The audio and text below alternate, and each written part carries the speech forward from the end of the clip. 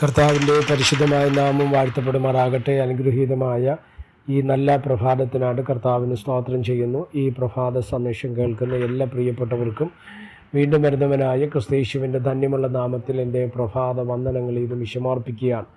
പ്രാർത്ഥനയോടും ദൈവാസികത്തോടും കൂടി ഈ സന്ദേശത്തിലേക്ക് നിങ്ങളുടെ ശ്രദ്ധയെത്തിരിക്കുന്നു.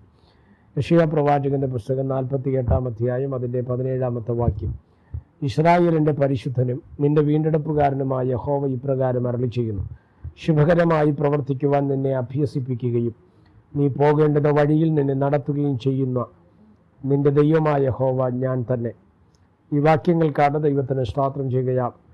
ഇസ്രായേൽ ജനത്തിൻ്റെ സ്തോത്ര അവസ്ഥയോടുള്ള സാഹചര്യത്തിലാണ് ഈ പ്രവാചക ശബ്ദം ഉയർന്നു വരുവാൻ തക്കവണ്ണം ഇടവരുന്നത്. യെശയ്യാ പ്രവാചകൻ്റെ പുസ്തകം 48-ാം അധ്യായമാണ് നമ്മൾ വായിപ്പാൻ തക്കവണ്ണം ഇടവരുന്നത്. സ്തോത്രം. അതിൻ്റെ ആദ്യ വാക്യം നമ്മൾ വായിക്കുന്നത് എങ്ങനെയാണ്? ഇസ്രായേൽ എന്ന് പേര് വിളിക്കപ്പെട്ടവരും യഹൂദയുടെ വെള്ളത്തിൽ നിന്ന് ഉത്ഭവിച്ചിരിക്കുന്നവരും യഹോവയുടെ നാമത്തിൽ സത്യം ചെയ്യുന്നവരും സത്യത്തോടും നീതിയോടും കൂടെ അല്ലെങ്കിലും ഇസ്രായേലിൻ്റെ ദൈവത്തെ കീർത്തിക്കുന്നവരുമായ യാക്കോബ് ഗ്രഹമേ ഇത് കേട്ടുകൊള്ളുവിൻ എന്ന പറഞ്ഞാണ് തുടങ്ങുന്നത്. അപ്പോൾ ചുരുക്കത്തിൽ ഇസ്രായേൽ ജനവുമായി ബന്ധപ്പെട്ട് നിൽക്കുന്ന ഒരു ദൂത, അതിൽ 17-ാമത്തെ വാക്യമാണ് നമ്മൾ വായിച്ചത്. എന്തുവാണ് വാക്യം? ഇസ്രായേലിൻ്റെ പരിശുദ്ധനും നിന്റെ വീണ്ടെടുപ്പുകാരനുമായ യഹോവ ഇപ്രകാരം അരുളി. അപ്പോൾ ദൈവം ആരാണെന്നുള്ളതിന് ഒരു മറുപടിയും കൂടെ വാക്കും. ഒന്ന്, അവൻ ഇസ്രായേലിൻ്റെ പരിശുദ്ധനാണ്. 2, സ്തോത്രം, നമ്മുടെ വീണ്ടെടുപ്പുകാരനുമാണ്, അല്ലേ? അടുത്ത് പറയുന്ന വാക്ക് ശ്രദ്ധിക്കണം: ശുഭകരമായി പ്രവർത്തിക്കുവാൻ നിന്നെ അഭ്യസിപ്പിക്കുകയും നീ പോകേണ്ടുന്ന വഴിയിൽ നിന്നെ നടത്തുകയും ചെയ്യുന്നു. 2 കാര്യം നമ്മുടെ ശ്രദ്ധിക്കണം. ഒന്ന്, നമ്മെ ശുഭകരമായി അഭ്യസിപ്പിക്കുന്ന ദൈവം. എന്തുവാ ഈ അഭ്യസിപ്പിക്കുക എന്ന് പറയുന്നതിൻ്റെ അർത്ഥം? പലതിനും നമ്മൾ തികവിലേക്ക് വരുന്നത് അഭ്യസനത്തിലൂടെയാണ്, അല്ലേ?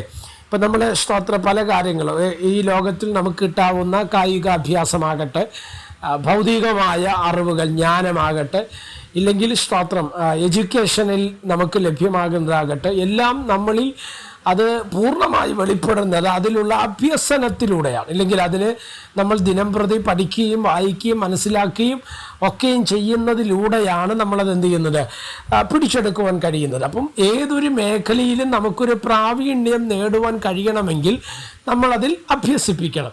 ഇവിടെ നമ്മൾ വായിക്കുന്ന ഇങ്ങനെയാണ്: ശുഭകരമായി പ്രവർത്തിക്കുവാൻ നിന്നെ അഭ്യസിക്കണം. അപ്പം നമ്മുടെ പ്രവൃത്തികൾ പലത് ശുഭകരമായി മാറണം. അപ്പോൾ ശുഭകരമായി മാറിയെങ്കിലേ അത് ഗുണകരമാകത്തുള്ളൂ, അല്ലേ? അപ്പോൾ നമ്മുടെ പ്രവൃത്തികൾ ശുഭകരമാകുന്നതിന് വേണ്ടി നമ്മളെ അഭ്യസിപ്പിക്കുന്ന ഒരു ദൈവത്തെയാണ് ഇവിടെ നമുക്ക് പരിചയപ്പെടുത്തുവാൻ തക്കവണ്ണം ഇവിടെ വരുന്നത്, അല്ലേ? അടുത്ത ഭാഗം നിങ്ങൾ ശ്രദ്ധിച്ച്: നീ പോകേണ്ടുന്ന വഴിയിൽ നിന്നെ നടത്തുന്ന. അപ്പോൾ പോകുന്ന വഴിയിൽ നടത്തുന്നതല്ല, പോകേണ്ടുന്ന വഴിയിൽ. എന്തുവാ ഈ പോകേണ്ടുന്ന വഴി എന്ന് പറയുന്നത്? അത് നമ്മൾ മനസ്സിലാക്കേണ്ടത് ഇങ്ങനെയാണ്: നമ്മുടെ വഴിയല്ല, ദൈവത്തിന് നമ്മളെ എത്തിക്കേണ്ട ഒരു തലമുണ്ട്, അല്ലേ? ദൈവത്തിന് നമ്മളെ സ്തോത്രം ആഗ്രഹിക്കുന്ന ദൈവത്തിൻ്റെ ഹൃദയത്തിനകത്ത് ഉള്ള ആ ഒരു ചിന്തയിലേക്ക് നമ്മൾ എത്തിച്ചേരണമെങ്കിൽ ദൈവം ആഗ്രഹിക്കുന്ന വഴിയിൽ നമ്മൾ പോകേണ്ടത് അത്യാവശ്യമാണ്. അതാണ് പോകേണ്ടുന്ന വഴി എന്ന് പറയുന്നത്. ബൈബിൾ പറയുന്നു: ബാലൻ നടക്കേണ്ടുന്ന വഴിയിൽ അവനെ അഭ്യസിപ്പിക്കുക. നടക്കുന്ന വഴിയിലെന്നല്ല, നടക്കേണ്ടുന്ന വഴിയിൽ അവനെ അഭ്യസിപ്പിക്കുക. അവൻ വൃദ്ധനായാലും അത് വിട്ടുമാറുകയില്ല. എന്നെ ശ്രദ്ധിക്കുന്ന പ്രിയമുള്ളവരെ, ഈ സന്ദേശത്തിലൂടെ 2 കാര്യങ്ങൾ ഈ വാക്യത്തിനകത്തുകൂടെ ദൈവം നമുക്ക് വേണ്ടി ചെയ്യുകയാണ്. ഒന്ന്, നമ്മളെ ശുഭകരമായി പ്രവർത്തിക്കുവാൻ അഭ്യസിപ്പിക്കുന്ന ദൈവം. 2, നമ്മൾ പോകേണ്ടുന്ന വഴിയിൽ നമ്മളെ നടത്തുന്ന ഒരു കർത്താവ്. ഈ 2 മേഖലയിലും ഒരു വിശാലത നൽകി തരുവാൻ കഴിയുന്ന ഒരു ദൈവമുണ്ട്. ആ ദൈവമാണ് നമ്മുടെ ദൈവം. ആ ദൈവത്തിൽ പ്രത്യാശ വയ്ക്കുക, വിശ്വാസത്തോടെ മുന്നോട്ട് പോകുക. ദൈവം നമ്മളെ സഹായിക്കട്ടെ. പ്രാർത്ഥിക്കുക. പരിശുദ്ധനായ ദൈവമേ, സ്വർഗീയ നല്ല പിതാവേ, ഈ സന്ദേശത്തിനായിട്ട് സ്തോത്രം ചെയ്യുന്നു. ഈ സന്ദേശം കേൾക്കുന്ന എല്ലാ പ്രിയപ്പെട്ടവരെ തൃക്കരങ്ങൾ തരികയാണ്. അവിടുന്ന് ചിറകടിയും മറയ്ക്കുകയും സഹായിക്കുകയും അനുഗ്രഹിക്കുകയും ചെയ്യണം. സമസ്ത മേഖലകളെയും തൃക്കരങ്ങളിൽ ഏൽപ്പിക്കുന്നു. കൂടെ ഇരിക്കണം. മഹത്വം അങ്ങേക്ക്. യേശു കർത്താവിൻ്റെ നാമത്തിൽ പ്രാർത്ഥനകളെ കേൾക്കണം. സ്വർഗീയ നല്ല പിതാവേ, ആമേൻ. എല്ലാവരെയും ദൈവം അനുഗ്രഹിക്കട്ടെ. God bless you.